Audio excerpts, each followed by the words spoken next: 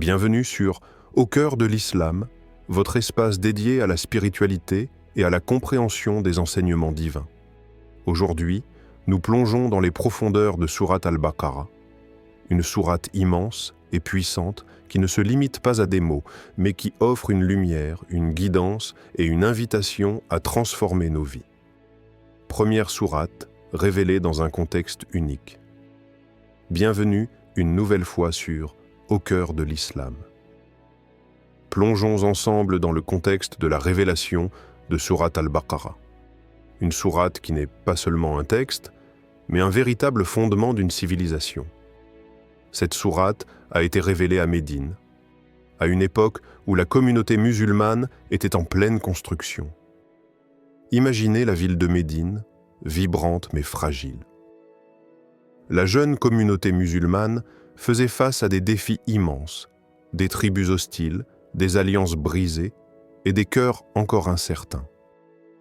C'est dans cette atmosphère que Sourate Al-Baqarah descend comme une pluie sur une terre assoiffée. Ce n'est pas une sourate qui apaise seulement, mais une sourate qui façonne, qui élève les âmes et construit les peuples. Chaque verset est comme une pierre posée dans les fondations d'une civilisation naissante. Dès ses premiers mots, le mystère s'installe. Alif, Lam, Mim. Ces lettres énigmatiques sont comme un code divin, un seuil entre le visible et l'invisible. Elles nous rappellent que le Coran n'est pas un simple livre, mais une guidance infinie, une lumière pour ceux qui cherchent à pénétrer ses secrets. Cette sourate est une réponse aux besoins d'une communauté en quête de direction. Elle établit des lois, trace des limites, mais surtout, elle élève les cœurs. Elle ne s'adresse pas uniquement à l'intellect, mais parle directement à l'âme. Elle nous invite à marcher sur un chemin de foi, de justice et de responsabilité. Ainsi, Sourate Al-Baqarah n'est pas qu'un chapitre du Coran, c'est un monde en lui-même, un monde où se mêlent récits, lois et rappels puissants pour guider une communauté vers une vie en harmonie avec la volonté divine. Deuxième, le mystère et la profondeur spirituelle de la sourate. Sourate Al-Baqarah n'est pas une simple lecture. C'est une ascension spirituelle, un voyage qui commence dès ses premiers mots mystérieux.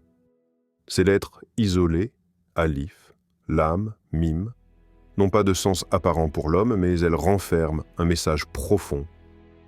Ces lettres sont comme une invitation à franchir un seuil, à explorer l'infini avec l'âme et non avec les yeux.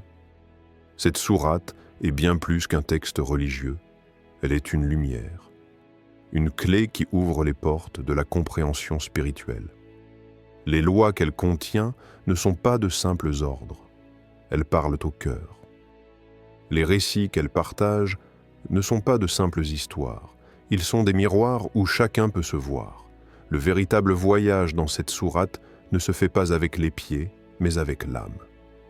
Chaque verset est une invitation à réfléchir, à ressentir, à se connecter avec Allah. Elle nous rappelle que la foi n'est pas seulement une identité, mais un acte, une lumière intérieure qui guide nos pas, même dans l'obscurité. Cette ascension spirituelle est rendue possible grâce aux récits profonds qui jalonnent la sourate. Elle nous parle d'Adam, d'Ibrahim, de Moussa et des enfants d'Israël. Ces récits, bien que tirés du passé, sont intemporels. Ils portent des leçons universelles pour chaque individu, à chaque époque. Mais au-delà des récits et des lois, Sourate Al-Baqarah contient un souffle mystérieux. Ce souffle est une invitation à chercher l'invisible, à écouter avec le cœur. Elle nous rappelle que pour comprendre pleinement le message divin, il faut faire preuve d'humilité et de sincérité. Ce n'est pas seulement un texte à lire, mais une lumière à ressentir, une guidance à incarner. Troisième, les lois et la justice dans Sourate Al-Baqarah. L'un des aspects les plus impressionnants de Sourate Al-Baqarah est la manière dont elle établit des lois et trace un cadre pour une société juste. Ces lois ne sont pas arbitraires, elles sont ancrées dans une profonde sagesse divine qui relie la spiritualité à la responsabilité sociale. Dans ces versets, Allah établit des principes fondamentaux pour une vie équilibrée. Parmi eux, on trouve la défense des droits des orphelins, l'interdiction de l'usure, l'importance de respecter les engagements et l'équité dans les jugements. Ces lois ne sont pas seulement des règles, elles sont des piliers sur lesquels repose une société juste et harmonieuse. Par exemple, la sourate condamne fermement l'usure car elle détruit la compassion et favorise l'exploitation. Elle insiste également sur la pureté dans les échanges, qu'ils soient commerciaux ou relationnels. Tout cela montre que la foi ne se limite pas à des actes de dévotion, mais qu'elle englobe également nos interactions quotidiennes. Mais au-delà des lois, Sourate Al-Baqarah contient une guidance spirituelle qui transcende les mots. Elle nous rappelle que chaque règle divine a un but supérieur, purifier le cœur, rapprocher l'homme de son Créateur et construire une société fondée sur la justice et le respect mutuel. Ainsi, cette sourate nous enseigne que la foi véritable n'est pas passive. Elle se manifeste par des actes concrets, par une justice active et par un engagement sincère envers les autres. Chaque mot et chaque verset est une boussole, une lumière qui éclaire le chemin de ceux qui cherchent à vivre en harmonie avec la volonté divine. Quatrième, l'histoire centrale de la sourate. L'histoire de la vache. L'un des récits les plus intrigants et profonds de Sourate Al-Baqarah est celui qui lui donne son nom, l'histoire de la vache. Ce récit, bien qu'apparemment simple, renferme des leçons profondes sur l'obéissance, la foi et la relation entre l'homme et les ordres divins. L'histoire commence avec une situation troublante. Un meurtre a été commis, mais il n'y a ni témoin ni preuve claire. La communauté est en tumulte, cherchant désespérément une solution. Ils se tournent alors vers leur prophète, Moussa, Moïse, qui reçoit un ordre divin inattendu, sacrifier une vache. Mais au lieu d'obéir immédiatement, le peuple hésite et questionne. Quelle vache? De quelle couleur? Est-elle jeune ou vieille? Chaque question complique l'ordre initial, rendant le processus plus difficile. Ce qui aurait pu être un acte simple devient un véritable fardeau, non pas à cause de l'ordre divin, mais à cause de leurs propres doutes et résistances. Finalement, après avoir épuisé leurs questions, ils trouvent une vache unique, conforme aux descriptions divines. Ils la sacrifient, et par un miracle, un morceau de cette vache est utilisé pour faire revivre le mort. Celui-ci révèle alors l'identité de son assassin, mettant fin au mystère. Mais la véritable leçon de cette histoire dépasse le simple acte du sacrifice. Elle illustre une vérité universelle. Plus l'homme complique les ordres divins avec ses doutes et son désir de tout comprendre, plus il s'éloigne de la lumière d'Allah. Parfois, ce que Dieu attend de nous, ce n'est pas une compréhension parfaite, mais une confiance sincère et une obéissance humble. Cette histoire nous rappelle également que les miracles d'Allah ne résident pas seulement dans des actes extraordinaires, mais aussi dans l'ordinaire. Une simple vache devient le vecteur d'une résurrection et d'une justice divine. Cela montre que tout, même ce qui paraît insignifiant, peut être chargé de sens et de puissance lorsqu'il est relié à la volonté divine. Ainsi, l'histoire de la vache est bien plus qu'un récit. C'est une parabole intemporelle sur l'obéissance, la foi et la manière dont nous devons nous soumettre aux ordres divins, même lorsque nous ne les comprenons pas pleinement. Cinquième, les récits prophétiques et leurs leçons intemporelles. Sourate Al-Baqarah regorge de récits prophétiques qui, bien qu'ancrés dans le passé, portent des leçons universelles pour chaque époque et chaque individu. Ces histoires ne sont pas de simples contes, mais des miroirs dans lesquels nous pouvons voir nos propres défis, nos propres faiblesses et nos propres aspirations. Parmi ces récits, celui d'Adam, alayhi salam, ouvre une réflexion profonde sur la nature humaine. L'histoire de sa création, de sa chute et de son repentir nous enseigne que l'erreur est une part intrinsèque de l'humanité. Cependant, ce qui distingue Adam c'est sa capacité à se repentir sincèrement. Par son exemple, nous comprenons qu'Allah est toujours prêt à pardonner à ceux qui reviennent à lui avec humilité et sincérité.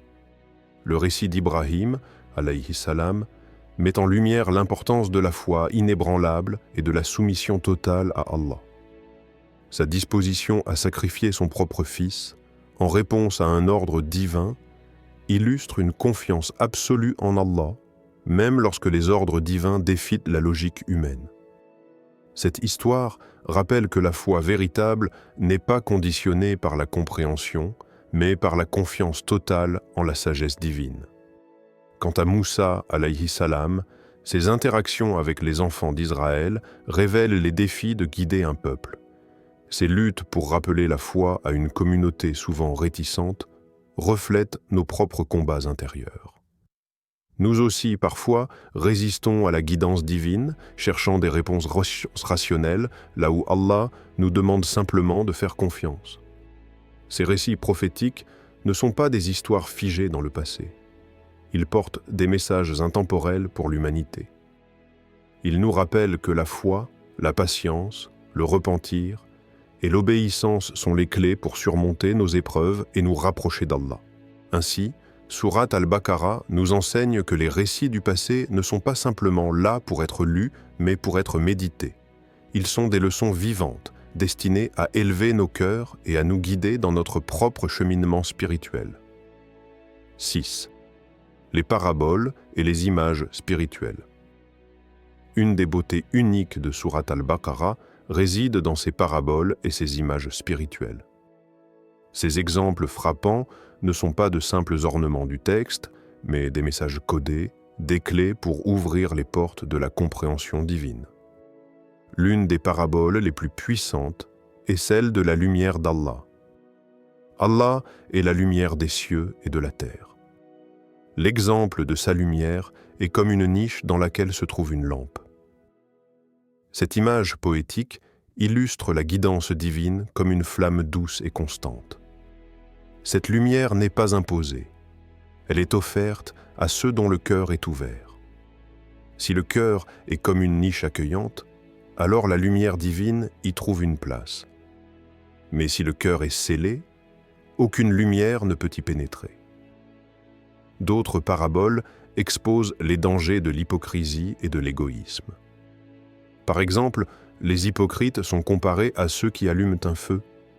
Lorsque ce feu éclaire leur chemin, Allah éteint leur lumière. Cela symbolise ceux qui cherchent les bénédictions d'Allah sans sincérité.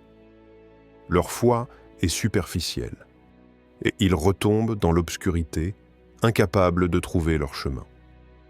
Une autre image puissante est celle de ceux qui rompent l'alliance d'Allah. Ils sont comparés à des bâtisseurs fous qui détruisent leurs propres œuvres.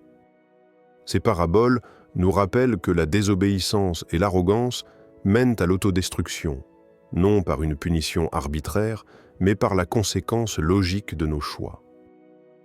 Ces images ne sont pas seulement des leçons intellectuelles. Elles appellent au ressenti, à la méditation. Elles nous invitent à examiner nos propres cœurs, à purifier nos intentions et à nourrir une foi sincère.